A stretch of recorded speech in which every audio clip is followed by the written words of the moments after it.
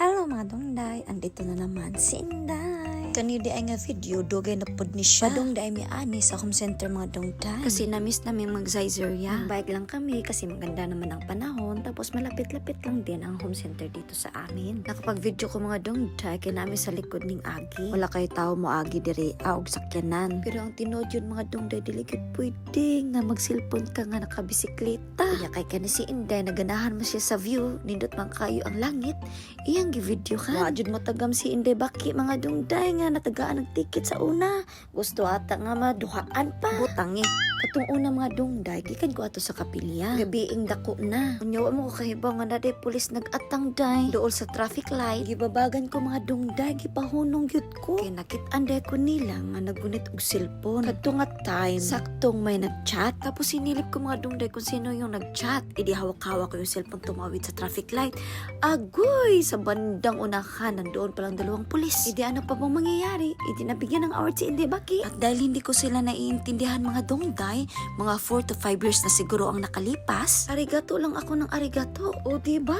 Ang galing. Ika pa yung tinikitan, ika pa yung laging nagpapasalamat. Ang galing ni Inday Baki. Nasa isip siguro ng mga pulis na yun, nagpapasalamat pa siya na binigyan siya ng ticket.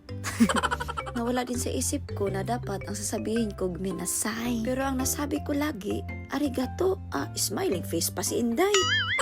Tsaka ko lang na-realize mga dongday na mali pala yung sinabi kong salamat no malapit na ako sa bahay. Bigla ako nakaramdam ng hiya kasi nasa isip ko, kaya pala siguro nagtatawanan sila, nagingitian. Hindi namang tawang-tawa ha, ngiti lang na nag-uusap sila kasi baka dahil sa isip siguro nila na bakit ito lang yung binigyan namin ng ticket na tumatawa pa, naka-smile pa, tapos nagpapasalamat pa kasi hindi kasi kami nagkakaintindihan, kundi lang naiintindihan ko. O hala, di rin na ta sa Zizerya day, tas na to ang kwento day, order na to day. Sa phone na lang day may nag-order, dili para sa una nga suwat nimo ang code kari a cellphone na lang. Pwede ring tawagin ng staff. Pero sa phone lang kami umorder at yan, in-scan namin yung QR code at order na kami sa phone namin. At sa menu, makikita doon yung number, yun ang ita-type sa cellphone at lalabas yung pangalan ng in-order mo at price.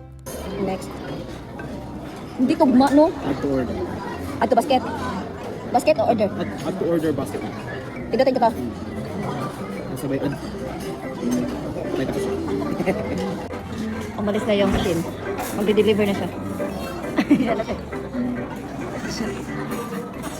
Mabalik din yan mamaya. Pera. Umuwi na, oh. Wait lang. Umuwi na siya. Diyan na siya. Nakauwi na, oh. Uwi ka pa. At ito na mga dongday, dumating ng iba naming orders. Mga favorite ko, ang taho. Kumusta? Creamy cheesy. Sarap? Kaya ka. Wala ko na. Wala na sus, no? Wala sus. Dati may sus to eh. Chicken.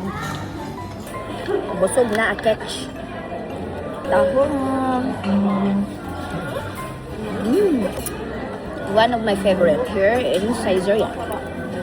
Gusto kaming kumain. Yan. Self-check open.